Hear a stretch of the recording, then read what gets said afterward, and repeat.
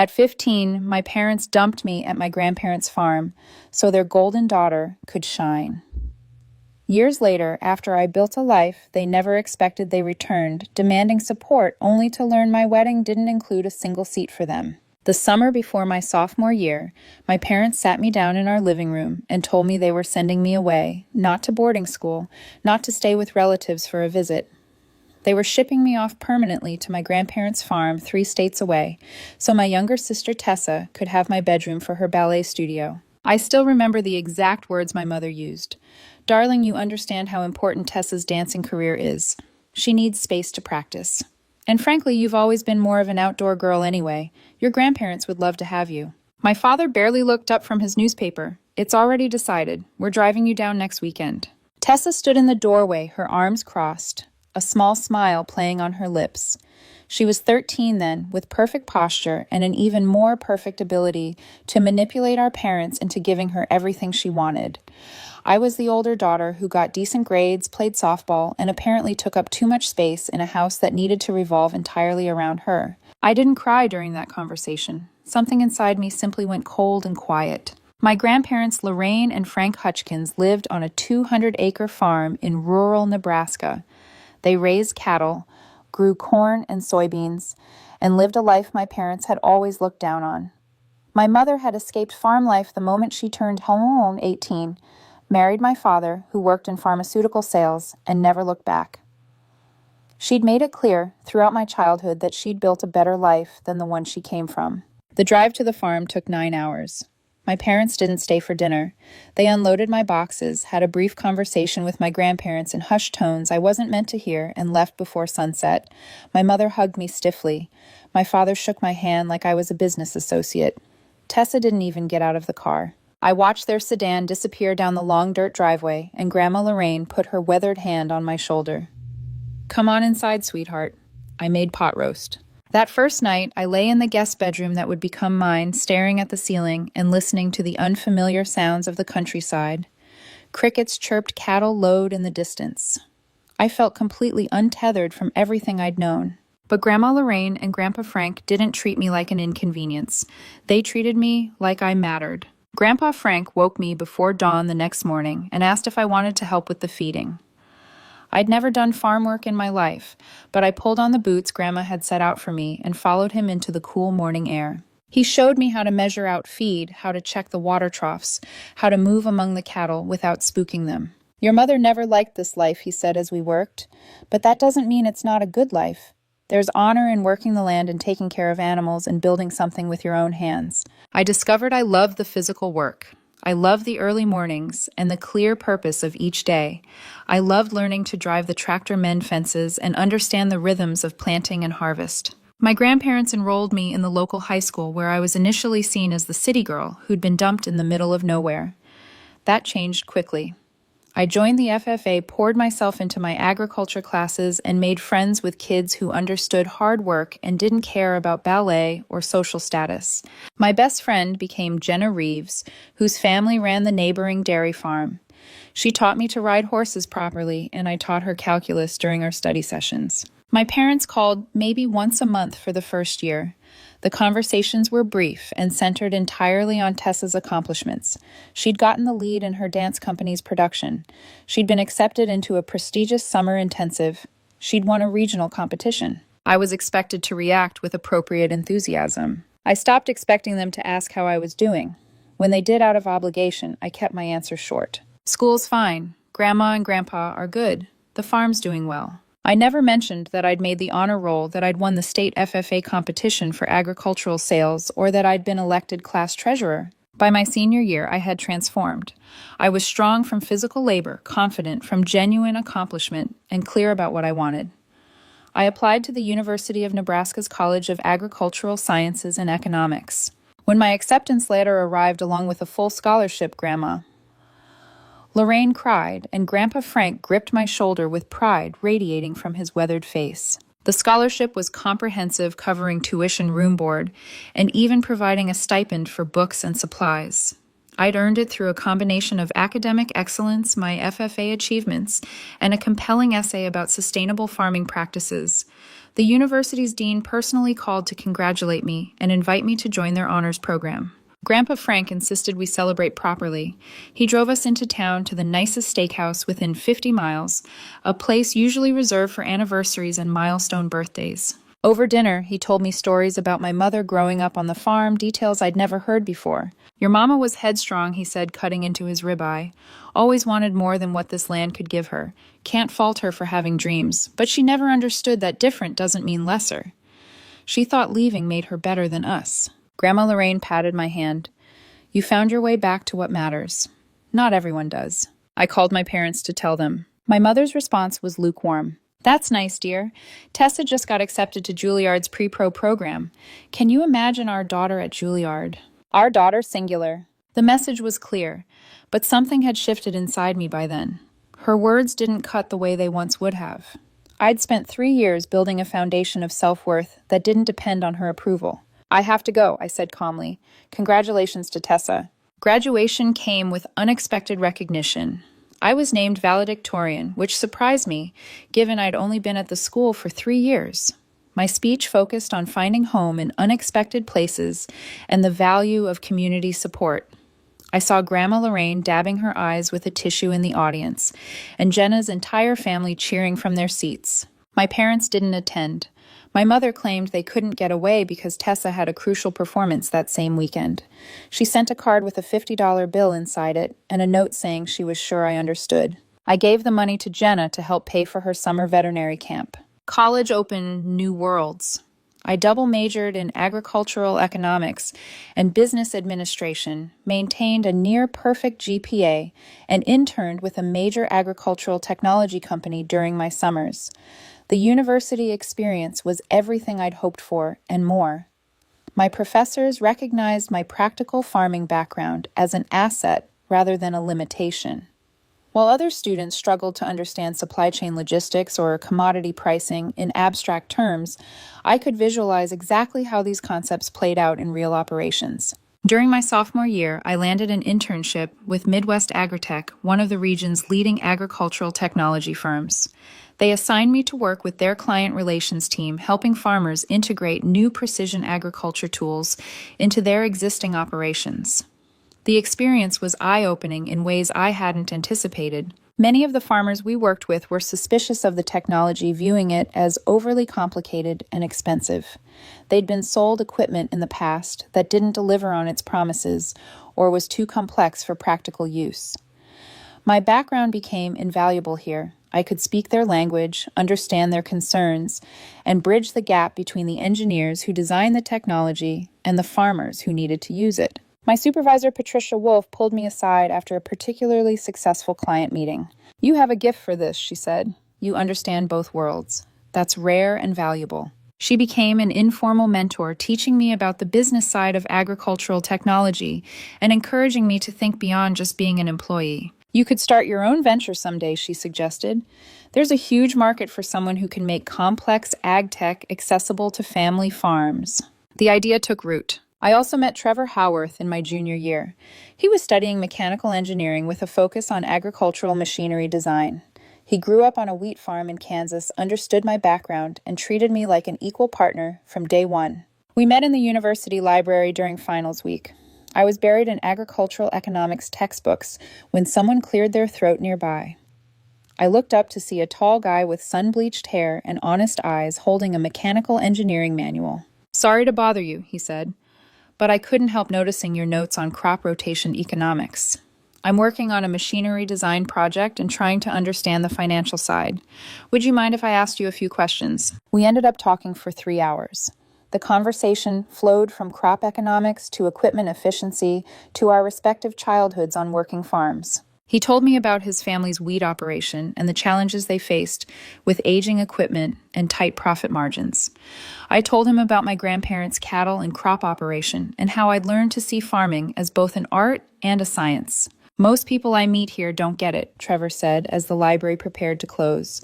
They think farming is either romantic or backwards, but they don't understand it's actually incredibly complex and requires constant problem solving. Exactly, I said, feeling understood in a way I rarely did outside my agricultural sciences courses. Our relationship developed naturally from there.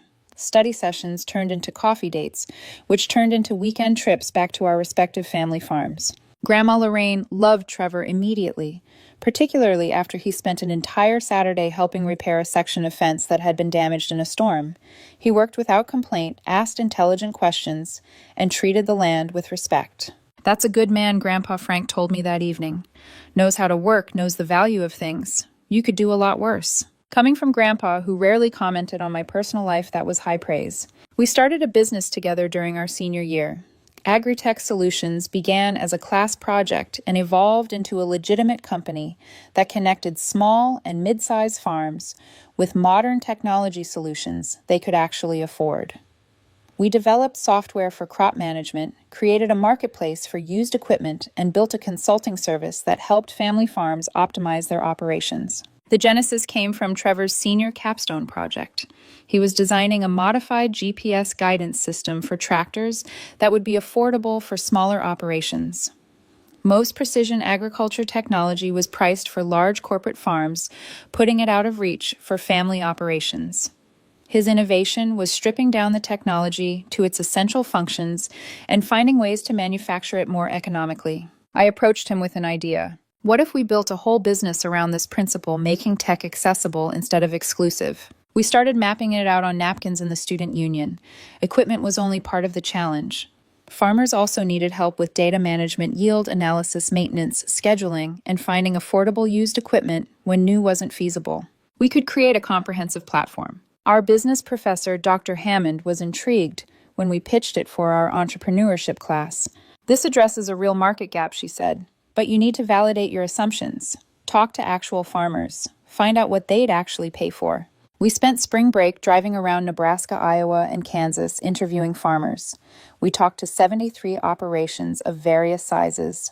The feedback was remarkably consistent. Farmers wanted technology that solved real problems, didn't require a computer science degree to operate, and came with actual human support when things went wrong. "I bought a yield monitoring system 3 years ago," one farmer told us. "Spent $15,000 on it. Know how many times I've successfully used it twice. Can't figure out the interface and the company's tech support is useless. Now it's just expensive dead weight on my equipment." These conversations shaped our business model. We focused on user-friendly solutions, provided hands-on training and support, and created a community where farmers could help each other. Our revenue would come from software subscriptions, equipment, marketplace, commissions, and consulting fees, all priced to be accessible. We launched Agritech Solutions 3 months before graduation with a simple website and 5 pilot clients, including Jenna's family dairy operation. The response exceeded our expectations. Within 6 months, we had 30 clients. Within a year, we hired 3 employees and moved out of Trevor's garage into actual office space. The business took off faster than we anticipated. By the time we graduated, we had 50 client farms and had secured seed funding from an agricultural investment firm. By age 25, we had 300 clients across 12 states and annual revenue exceeding $2 million. By 28, we'd been featured in Agri-News, had expanded our team to 30 employees, and were being courted by major agricultural corporations for potential acquisition. The success felt surreal sometimes. Trevor and I would look at each other during board meetings with investors or strategy sessions with our management team, and I'd see the same disbelief in his eyes. We were kids from family farms who'd built something significant. But success also brought visibility. Our story got picked up by business publications and agricultural trade journals. Local news stations did features on us. We were invited to speak at agricultural conferences and university entrepreneurship programs. And eventually, inevitably, my parents noticed. The first sign was a text from Aunt Rosemary. "Your mother saw you in that Agri-News article. She's been telling everyone at her book club that her daughter runs a multi-million-dollar company. Thought you should know." I felt a complicated surge of emotions. Anger that she was claiming credit for success she'd had no part in. Bitterness that now suddenly I was worth bragging about. But also a grim satisfaction that she had to watch from a distance as I built something without her. Trevor proposed on the same farm where I'd spent my high school years. Grandpa Frank had passed away from a heart attack 2 years earlier, and Grandma Lorraine still worked the land with help from hired hands and neighboring farmers. Trevor got down on one knee in the same barn where Grandpa had taught me to bottle feed a calf, and I said yes through tears. He planned it meticulously. Grandma Lorraine was in on it, of course, along with Jenna and several of our close friends. They'd hidden in the hayloft watching as Trevor led me into the barn under the pretense of checking on a cow he claimed was acting strangely. The barn was transformed. String lights hung from the rafters, casting a warm glow. Photos of us throughout our relationship were displayed on hay bales interspersed with pictures of both our family farms. In the center of the space, where Grandpa had once taught me the proper way to stack feed bags, Trevor had created a small clearing with wildflowers and mason jars. "This is where you became who you are," Trevor said, taking my hands. "Your grandfather taught you here. You learned to be strong here. You discovered your path here. It seemed like the right place to ask you to walk the rest of that path with me." The ring was his grandmother's, a simple gold band with a small diamond. It was perfect. Our friends emerged from hiding, cheering and crying. Grandma Lorraine hugged us both tightly, whispering Frank would have loved this. He always said you two were meant for each other. That evening, sitting on the farmhouse porch with Grandma Lorraine after everyone else had left, I felt a contentment I hadn't known was possible. Everything I valued, everything I'd built, had grown from the seeds planted in this place. "You going to invite your parents?" Grandma asked gently. "I don't know," I admitted. Part of me wants to be the bigger person, but another part of me doesn't want them there taking up space they didn't earn. She rocked in her chair for a moment. "There's no right answer, sweetheart. Whatever you decide, make sure it's what lets you enjoy your own wedding day without regret." My parents hadn't visited the farm once during all those years. They'd come to my college graduation because I'd specifically invited them, but they'd left immediately after the ceremony. They'd never met Trevor, despite us dating for 5 years. They called on my birthday and Christmas brief conversations, where they updated me on Tessa's career progress and asked perfunctory questions about my life that they didn't really listen to the answers to. Tessa had danced professionally for several years with a contemporary ballet company in Chicago. According to my parents, she was brilliant, destined for greatness, the pride of their lives. They'd spent their retirement savings supporting her career, funding her living expenses in expensive cities, paying for private coaching and physical therapy. I'd learned most of this through my mother's sister, Aunt Rosemary, who'd maintained contact with me throughout everything. She'd visited the farm several times, attended my college graduation party, and been honest about my parents' financial situation. "They've poured everything into Tessa," she told me over coffee during one visit. "Your mother won't admit it, but they're struggling. Your father's planning to work until 70 because there's nothing saved for retirement." I felt a complicated mix of emotions hearing this. Not quite satisfaction, but not sympathy either, just a distant acknowledgement that choices have consequences. Trevor and I planned our wedding for October following harvest season. We rented a beautiful venue on a restored farmstead about 40 miles from Grandma Lorraine's place. We invited 200 people, friends from high school and college, business associates, farming families we'd worked with, Trevor's extended family, and the community that had actually been present in my life. I debated for weeks whether to invite my parents. Trevor left the decision entirely to me, supporting whatever I chose. Grandma Lorraine, in her quiet wisdom, simply said, "You'll know what feels right in your heart." 3 months before the wedding, my mother called. This was unusual enough to put me on alert immediately. "Sweetheart, I have some difficult news," she began. "Tessa injured her knee. It's quite serious. She's had surgery, but the recovery is extensive and her company has let her go. She's moved back home with us." I made appropriate sympathetic noises while feeling absolutely nothing. My mother continued, "The medical bills have been substantial, and we've had to help her with living expenses. Your father's talking about selling the house and downsizing. We're in a difficult position." I waited. I knew where this was heading. "We understand you've done quite well for yourself. Your Aunt Rosemary mentioned you have some kind of business. We were hoping you might be able to help your sister during this challenging time. Perhaps cover some of her medical expenses or help her get back on her feet." There it was. After 13 years of minimal contact, after sending me away and forgetting I existed, they wanted my money. "I'll think about it," I said neutrally. "I need to go, Mom. I have a meeting." "Of course, dear, but please consider it seriously. Family helps family." I sat in my home office after that call, looking at photos on my desk. One of Grandpa Frank teaching me to drive the tractor. One of Grandma Lorraine and me at my college graduation. One of Trevor and me at our company's ribbon-cutting ceremony. Not a single photo included my parents or Tessa. 2 weeks later, my father called. His approach was more direct. Your mother tells me she talked to you about helping Tessa. We need an answer. Can you provide financial assistance or not? I'm planning a wedding right now, Dad. My budget's allocated elsewhere. A wedding. His surprise was almost comical. You're getting married. When were you planning to tell us? I'm telling you now. Well, certainly you can postpone it or scale it back. Your sister's situation is urgent. She's your family. She needs help. Something in his entitled tone snapped the last thread of whatever obligation I'd felt. You know what's interesting, Dad? When you sent me away at 15, you told me Tessa needed space. Her career was important. I understood then that I wasn't the priority. I've had 13 years to make peace with that.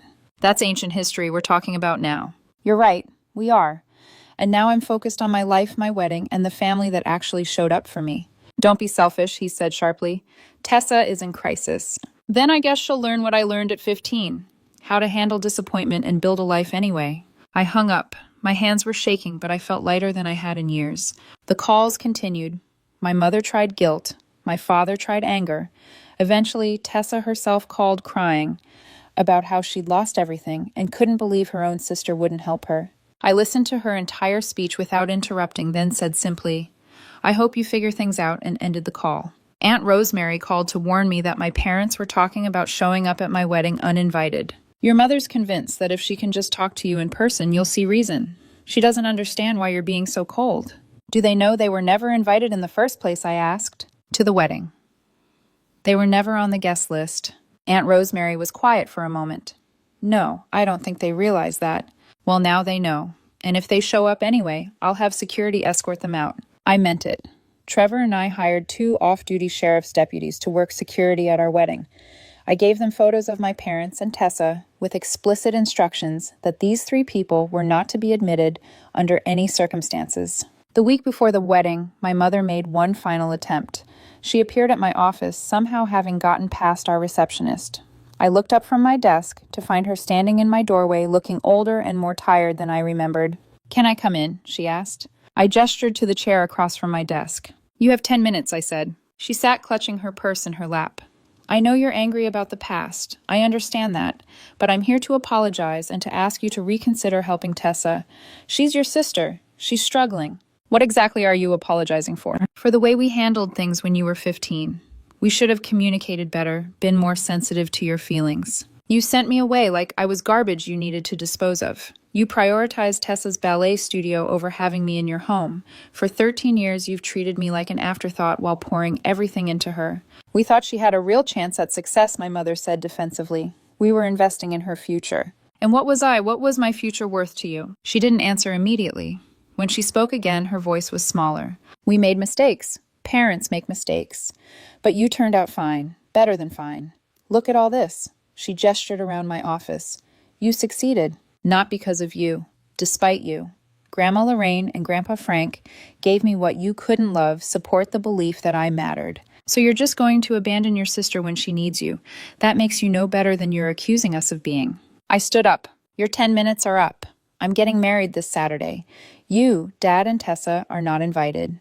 If you show up, you'll be removed. If you contact me again before the wedding, I'll block your numbers. I took a breath. After the wedding, if you want to build an actual relationship based on mutual respect and genuine interest in my life, I'll consider it. But I will not be your emergency ATM because the daughter you actually value didn't work out the way you planned. My mother stood, her face flushed with anger and humiliation. You've become cruel. No, I've become someone who knows her worth. There's a difference. She left without another word. My wedding day was perfect. October in Nebraska can be unpredictable, but we got lucky with crisp, clear weather and brilliant fall colors. Grandma Lorraine walked me down the aisle, her arm linked through mine, her eyes wet with proud tears. Trevor's family embraced me like I'd always been one of them. Our friends filled the venue with laughter and genuine celebration. During the reception, I gave a toast, thanking everyone who'd supported us. I specifically thanked Grandma Lorraine for giving me a home when I needed one and teaching me the value of hard work and integrity. I thanked Trevor's parents for welcoming me into their family. I thanked our business partners and the farming community that had believed in 2 kids with a crazy idea. I didn't mention my parents once. not in the program, not in any speech, not in any conversation. They simply didn't exist in that space. One of the security deputies approached me during dinner. "Ma'am, those 3 people you flagged, they're in the parking lot. Not trying to enter, just sitting in their car watching. Want me to ask them to leave?" I thought about it for a moment, then shook my head. Let them watch. Let them see exactly what they gave up. I danced with Trevor, with Grandma Lorraine, with my friends. I celebrated the business we built and the life we were creating. And if my parents and Tessa sat in a parking lot watching through windows at a joy they weren't part of, that was their choice to make. 3 weeks after the wedding, during our honeymoon in New Zealand, I received an email from my mother. It was long, rambling, and shifted between apologetic and accusatory. The core message was that they'd sold their house and moved into a small apartment, that Tessa was working as a receptionist at a dental office, that they were all struggling and couldn't believe I'd excluded them from such an important day in my life. I didn't respond immediately. Trevor and I discussed it during a hike through stunning landscapes, and he asked me what outcome I actually wanted. "I don't want them to suffer," I admitted, "but I also don't want to rescue them from consequences they created, and I definitely don't want a relationship based on obligation or guilt." Then tell them that he said simply. When we returned home, I sent a single email to my parents and copied Tessa. "I received your message," I wrote. "I understand you're facing difficulties, and I'm sorry for that. However, I'm not willing to provide financial assistance. For 13 years, you made clear through your actions that I was not a priority in your lives. You invested everything into Tessa's dreams while treating me as expendable. I built my success with the help of people who actually cared about me, and I won't apologize for not sharing it with people who showed up only when they needed something. If you want a relationship going forward, it needs to be genuine. That means regular contact, actual interest in my life, acknowledgement of the past, and no expectations of financial help. I'm open to rebuilding something real, but it will take time and effort from all of you. The choice is yours." I received 3 very different responses. My father sent a curt reply saying I was being vindictive and holding grudges and that I'd regret this when they were gone. Tessa sent an angry message calling me selfish and bitter, saying I was punishing her for being talented and successful. My mother sent a longer email that was actually somewhat reflective. She acknowledged they'd prioritized. Tessa admitted they'd taken me for granted and said she wanted to try to build a better relationship even though she didn't know how. I responded only to my mother. "Start by calling once a week, just to talk, not to ask for anything. Tell me about your life, ask about mine. Let's see if we can build something from there." She did call. The first few conversations were awkward and surface level, but slowly over months, something shifted. She started asking real questions about my business, about Trevor, about my life on the farm. She talked about her regrets, about how she'd been so focused on Tessa's success because she'd never achieved her own dreams and had wanted that precarious victory. "I see now that I destroyed one daughter's trust trying to make the other daughter's dreams come true," she said during one conversation. "And in the end, I failed both of you." Grandma Lorraine's health began declining the following spring. She'd been diagnosed with congestive heart failure, and we all knew time was limited. I spent as much time at the farm as possible, Trevor, by my side, helping to manage things and simply being present. My mother asked if she could visit. I hesitated, discussed it with Grandma Lorraine, and agreed. My mother came alone, my father and Tessa declining to make the trip. I watched her walk through the farmhouse where her own mother was slowly dying, saw her touch familiar objects and look at old photos. She spent an afternoon sitting with Grandma Lorraine, the two of them talking privately. I never asked what they discussed. Before she left, my mother hugged me properly for the first time in over a decade. "I'm proud of you," she said quietly. "I should have told you that a long time ago.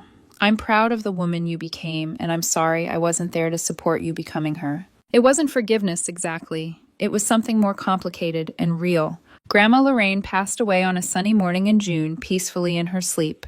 I'd been staying at the farm that week and found her myself. I sat with her for a long time before calling anyone, holding her weathered hand and thanking her for saving me when I needed saving most. The funeral was large. The farming community showed up in force to honor a woman who had lived her values and helped countless people through the years. My parents came standing awkwardly at the back of the church. Tessa didn't attend. After the service, my father approached me. "I owe you an apology," he said stiffly. "I didn't understand what we've done to you. Seeing everyone here, hearing how they talked about your grandmother and about you, I realized we threw away something valuable." Yes, you did, I said. But that was your choice to make. Can we try to fix it? Maybe. But it starts with you understanding I don't need you to be proud of me anymore. I needed that at 15. Now I just need you to be honest about what happened and respectful of the boundaries I set. He nodded slowly. I think I can do that. Grandma Lorraine left the farm to me. It made sense. I was the one who had loved it, learned from it, and built my life around the values it represented. I hired a farm manager to run the daily operations while keeping it in the family. Trevor and I talked about eventually moving there full-time once our business was more established. My parents and I rebuilt something. It's not the relationship we might have had if things had been different from the start. There's a distance there, a formality, that probably won't ever completely dissolve. But we have monthly video calls. They came to my 30th birthday dinner. They met Trevor's parents properly and awkwardly tried to make conversation. Tess and I have no relationship. She's never apologized for benefiting from my exile or for expecting me to bail her out when things went wrong. According to my mother, she's engaged to someone she met at the dental office and seems to be building an ordinary life. I wish her well from a distance, but feel no need to reconnect. I think sometimes about the girl I was at 15, crying silently in that guest bedroom on her first night at the farm, feeling abandoned and worthless. If I could go back and tell her anything, I'd tell her that being sent away was the best thing that ever happened to her, that she'd find people who valued her build something meaningful and create a life better than anything her parents could have planned for her. I'd tell her that sometimes people fail us, and that's devastating, but it doesn't define our worth or limit our potential. I'd tell her that revenge isn't about making people suffer, it's about building a life so full and rich that their absence doesn't diminish it. And I'd tell her that 13 years later, when those same parents come asking for what they never gave, she'll have the strength to say no and mean it, because she'll finally understand that she never needed their validation to be valuable. The farm is still there, thriving under good management. Agritech Solutions continues growing, helping more family farms every year. Trevor and I are talking about starting our own family soon. My life is full of people who chose to be in it and stayed in it through actual investment and care. And somewhere in an apartment 3 states away, my parents live with the consequences of decisions they made when they thought a ballet studio was more important than their daughter's place in their home. They're working to rebuild bridges they burned, and I'm allowing that process to unfold at a pace that protects me. But they weren't at my wedding. They didn't walk me down the aisle, toast my happiness, or celebrate the biggest day of my life. That honor went to the people who earned it.